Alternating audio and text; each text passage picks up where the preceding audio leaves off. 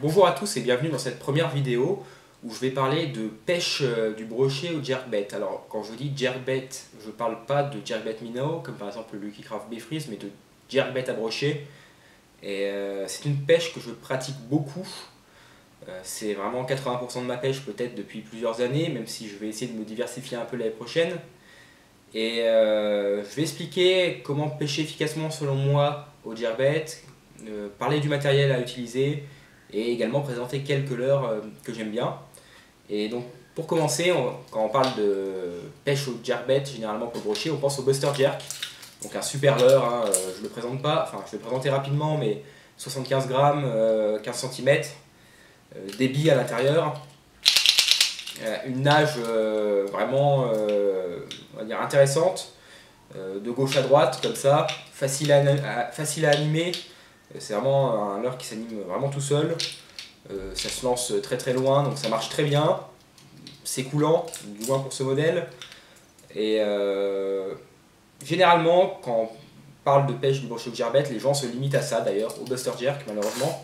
Donc il existe différents coloris, j'en ai quelques-uns, il y a quelques coloris bien fun comme celui-là par exemple. Il existe également un modèle flottant, donc le Buster Jerk Shallow, avec un son un peu plus aigu que le Buster classique, donc celui-là va rester pas loin de la surface, un super leurre pour passer au-dessus des herbiers en été. On a également le leurre qui est décliné dans différentes tailles, hein, comme par exemple le Big Bandy qui fait 19 cm pour un poids de 98 grammes de mémoire, mais qui existe également en modèle shallow et en modèle six-panning.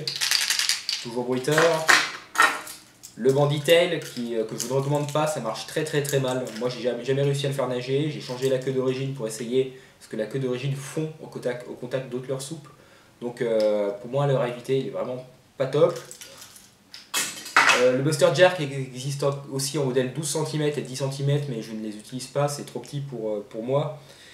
Et voilà, et donc comme je le disais, généralement les gens quand ils pêchent au jerkbait pour le brochet, ils pêchent au Buster Jerk, et souvent c'est pas une pêche dédiée, enfin du moins c'est mon impression dans mon entourage, les gens vont plutôt pêcher au leurre souple et de temps en temps passer un Buster Jerk, voilà.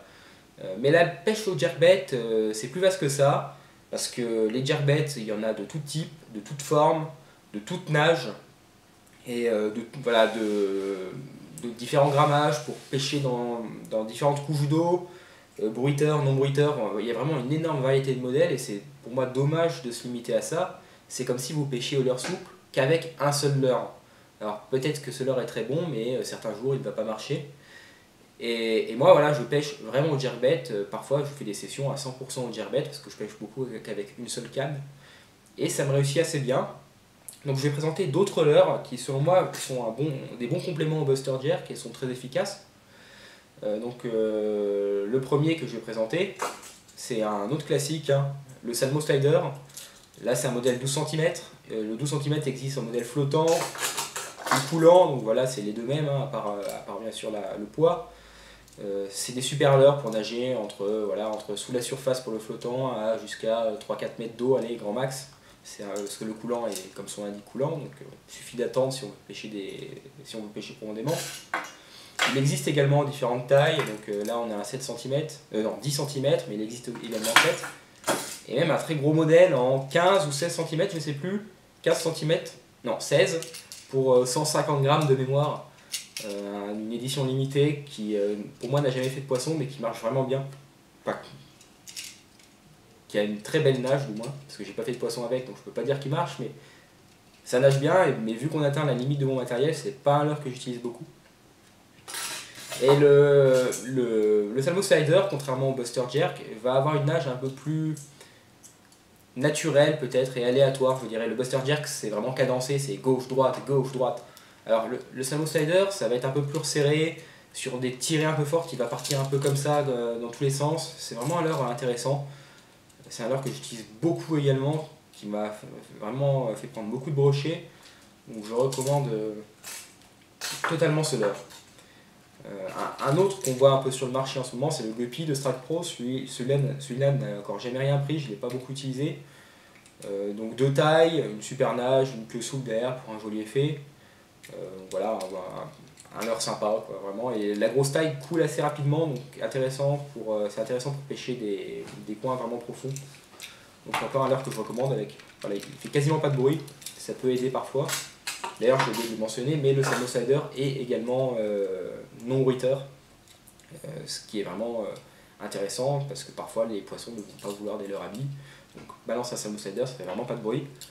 Sur des coloris naturels, surtout, ça peut vraiment déclencher une attaque quand les poissons sont tatillons.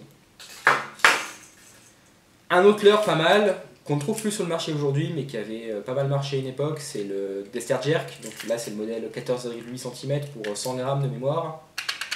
Bruiteur également. Un super leurre parce que sa nage est vraiment resserrée.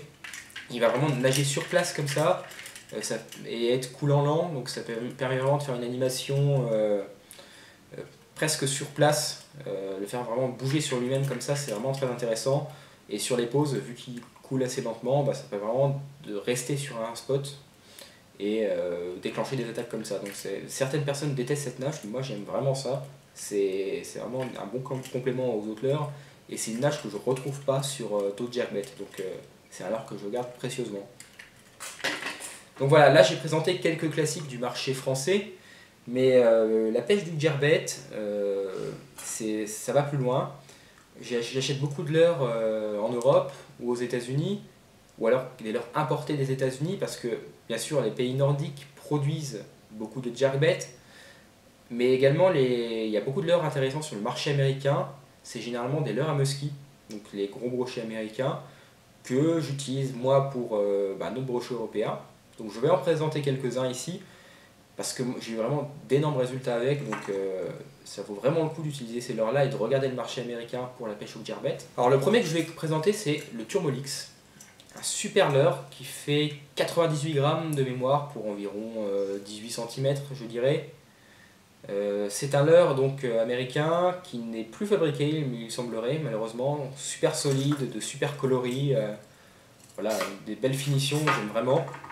C'est un leurre intéressant parce qu'il est non bruiteur, coule lentement et va avoir une nage très ample. On peut le faire vraiment avancer sur plus de 50 cm, voilà, comme ça s'anime vraiment bien.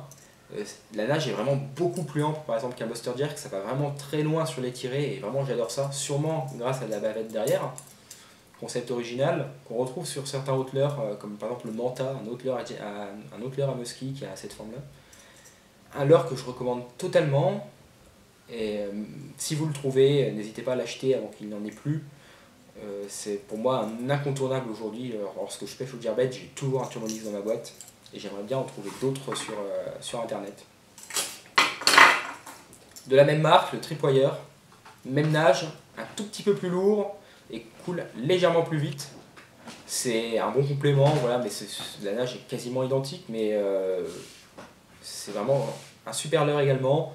Une très belle nage, ça va un peu moins loin sur les tirées que le Turmolix, ça va très loin mais un petit peu moins loin, mais bon ça reste un super leurre et comme le Turmolix sur les pauses, il va osciller sur lui-même comme ça et c'est vraiment prenant. Une autre marque de leurre à musky à vraiment regarder pour la pêche du brochet, c'est Phantom. Donc là ici c'est le Phantom Softail 6 pouces pour 80 grammes de mémoire, donc un leurre dur avec une queue souple derrière, queue souple qui moi s'est fait exploser par un brochet, donc il faut que je la change. Pareil, un super leurre qui sur les pauses nage, descend écoulant donc, et se dandine sur lui-même, avec la queue souple derrière, ça fait vraiment un bel effet. Sur les animations, bon, ça va de gauche à droite, de façon assez ample, ça nage vraiment tout seul également. Donc un super leurre pour la pêche du brochet également. Il existe en modèle 8 pouces, 6 pouces, 4 pouces, avec ou sans queue souple. Je prévois d'en rentrer pour l'année prochaine, notamment des modèles sans queue souple pour varier un peu. Et c'est ultra solide, donc à part la queue souple malheureusement bien sûr, mais sinon le leurre est vraiment ultra solide, hein, c'est fait pour le musky. Donc c'est vraiment de la bonne qualité, et donc je recommande totalement. Un autre leurre, pareil, à musky, c'est le Hellhound de ERC plutôt, Exox Research Center. Donc un très gros leurre, là pour le coup 106 grammes, hein, 8 pouces. Il y a des modèles encore plus lourds. Donc là pareil, une super nage, leurre coulant. Ça coule un peu plus vite qu'un Buster, je dirais. Donc on peut aller un peu plus profondément. Silencieux également. Et une super nage, toujours de gauche à droite. Donc pareil, je recommande bien ce leurre, c'est vraiment top. Encore un autre, le Spirco, qui est un leurre assez intéressant. Alors c'est très gros, pour le coup, là on atteint 126 grammes de mémoire, un corps donc dur avec une queue souple, hein. Queue souple qui malheureusement a tendance à s'enlever, et elle n'est pas attachée via un système de tire-bouchon, hein. Elle est juste collée sur le leurre, donc moi je la recolle.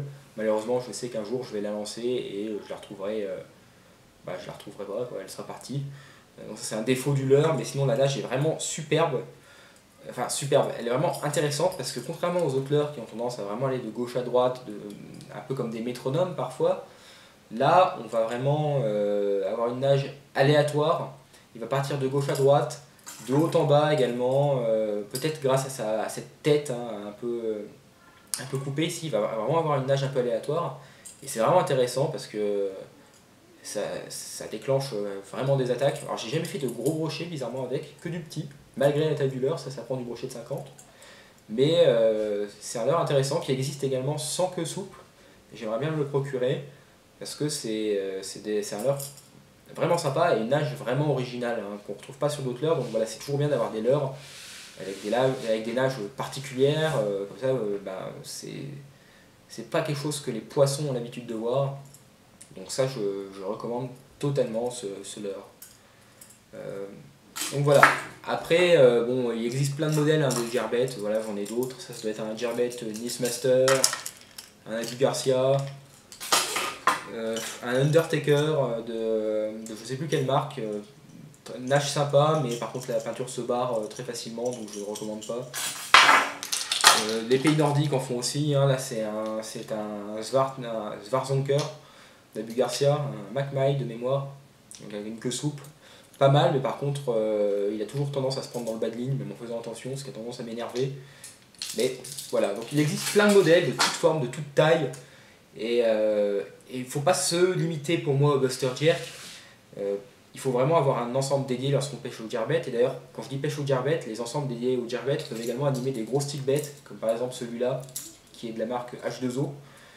Le Recon, il s'appelle, donc c'est un stickbait de 98 grammes de mémoire, qui fait un énorme bordel sur l'eau. Ça s'anime super bien avec une canette gerbet. Donc moi, ma canette gerbet, elle ne sert pas que pour le gerbet, pour des gros leurres de surface, des gros stickbait comme ça marche également très bien. Tout ce qu'il faut animer, voilà, avec des coups de sillon, vous pouvez le passer sur du matériel gerbet. Les jackbait souples, on en parle assez peu, mais là c'est par exemple la Monster Slug de CH Gear, donc sur un gros texan, hein. Ça nage super bien, ça permet de pêcher des zones très encombrées, parce qu'on va généralement pas lancer un big bandit par exemple dans un nénuphar ou dans un arbre, peut-être le long mais pas dedans. Ça se lance très bien dans les arbres ou dans les endroits encombrés.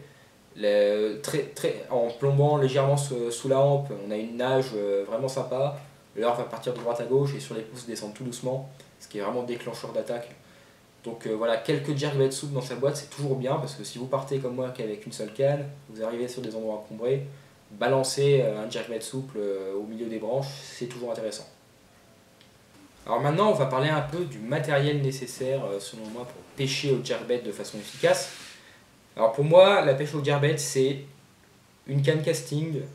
Pourquoi casting? Parce que l'animation va s'en retrouver simplifiée selon moi.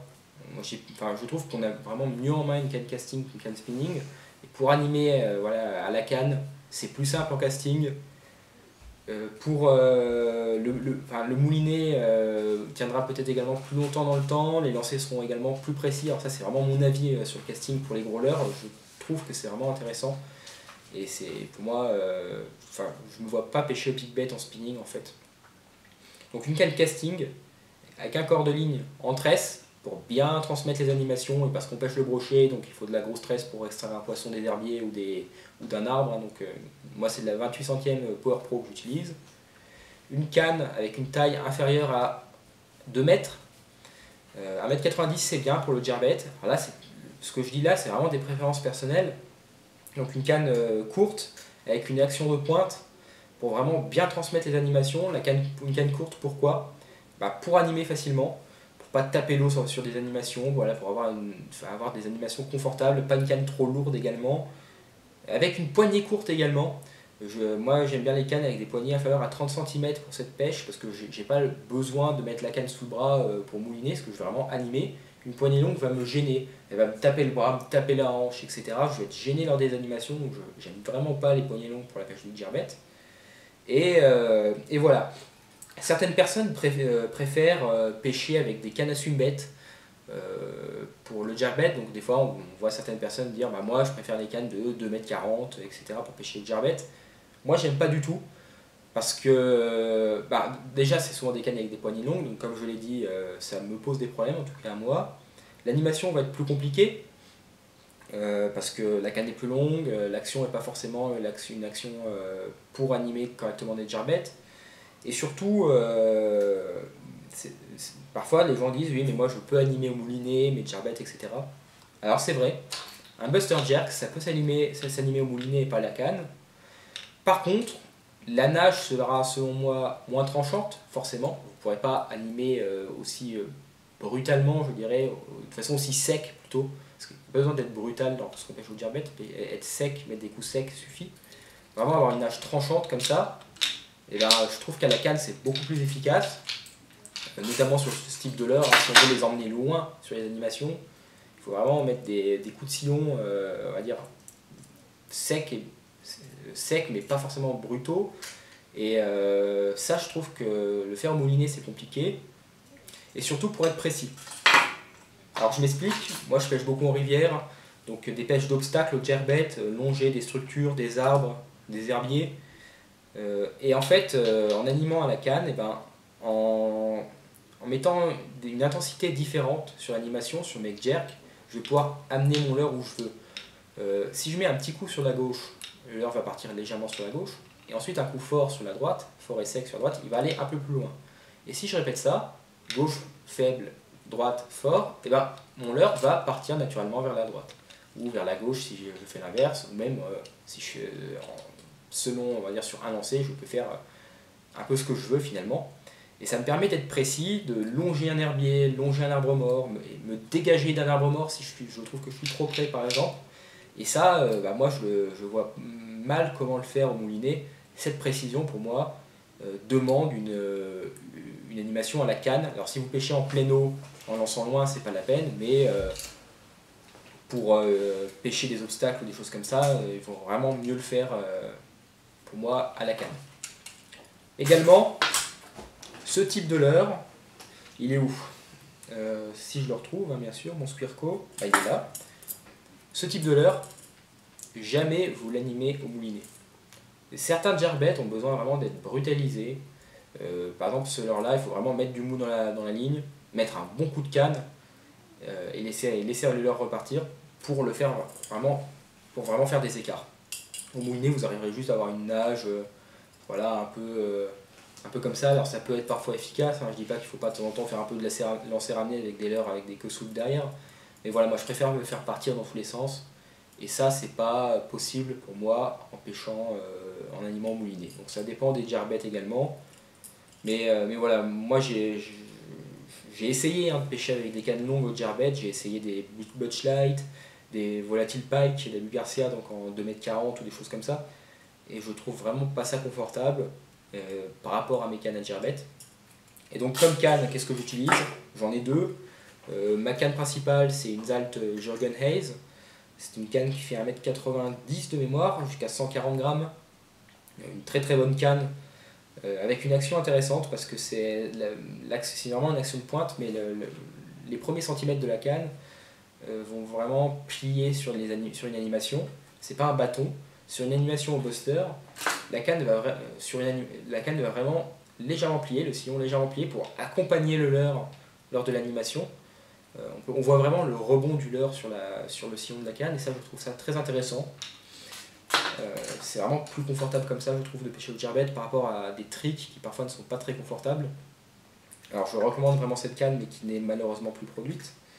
J'ai également une BFT Buster Jerk qui elle est beaucoup plus raide, de moins bonne qualité je trouve, avec une poignée longue, donc j'aime moyennement cette canne malheureusement. mais ça marche toujours. Et de manière générale, les cannes pour la pêche au diarbet sont assez grossières. J'en ai essayé plusieurs, j'ai essayé du matériel chez Fox Rage également. Et on n'est pas forcément sur des blancs de qualité, malheureusement. Il y a beaucoup de recherche qui est faite pour proposer des cannes à swinbait, des cannes à crankbait, des cannes à spinnerbait, vraiment de qualité avec des blancs dédiés. Mais le diarbet, c'est un peu un parent pauvre. Hein, lorsqu'on cherche une canne au diarbet, on trouve des modèles peu développés, je trouve. Et moi, j'aimerais bien que les fabricants se consacrent un jour à la fabrication de cannes dédiées pour le diarbet, avec toutes les caractéristiques que j'ai énoncées, mais de qualité. Malheureusement, les cannes courtes comme cela, ce n'est plus vraiment à la mode, on dirait. Donc voilà, on verra dans le futur ce qu'il en est. Mais en tout cas, j'espère que tout ça, ça vous a donné envie de pêcher au diarbet, parce que c'est vraiment une pêche super efficace tout au long de l'année. Moi, je prends des poissons toute l'année au diarbet, bien sûr en variant les diarbets, mais ça marche vraiment partout, dans beaucoup de situations. Hein. On peut pêcher sous la surface jusqu'à 5 mètres d'eau, peut-être pas dans les lacs alpins, on n'a pas de leurre coulant comme cela, mais dans la plupart des situations qu'on rencontre en France, le diarbet ça passe. Donc c'est vraiment une pêche que je recommande, et surtout, voilà, je répète mon message, ne vous limitez pas au buster jerk. La pêche au diarbet, c'est plus vaste que ça, et un ensemble dédié, ça peut faire du sens. Selon les milieux que vous pêchez, si c'est une pêche qui vous intéresse et qui vous rapporte des résultats, un ensemble dédié, selon moi, vous aidera vraiment. Et donc, n'hésitez pas à sauter le pas et à regarder ce qui se fait à l'étranger, hein, un peu voilà, chez les Américains, en Europe du Nord, etc., sur les modèles de diarbet. En Allemagne également, il y a beaucoup de sites allemands qui font de l'importation. Comme Pike Shop ou diarbet.com. Malheureusement, les prix seront assez élevés. Mais voilà. Une autre chose également sur les leurres à musky, donc, comme par exemple le Turmolix ou les Phantom Softail, ils viennent avec des hameçons de très mauvaise qualité. Enfin, c'est des hameçons à musky, des crocs de boucher en bronze. Je remplace tout par du Honor ST36 en 1-0 généralement. 2-0 éventuellement pour les leurres les plus gros, parce que les leurres, les hameçons originaux, c'est pas la peine, hein, c'est pas fait pour nos poissons, c'est pas fait pour nos eaux, ça blessera du poisson, et voilà, c'est pas de la qualité selon moi, donc je change tous les hameçons sur les leurres à musky, parce que voilà, je suis pas satisfait par les hameçons originaux. Et voilà, c'est la fin de cette vidéo. Merci beaucoup et à bientôt pour un nouveau sujet.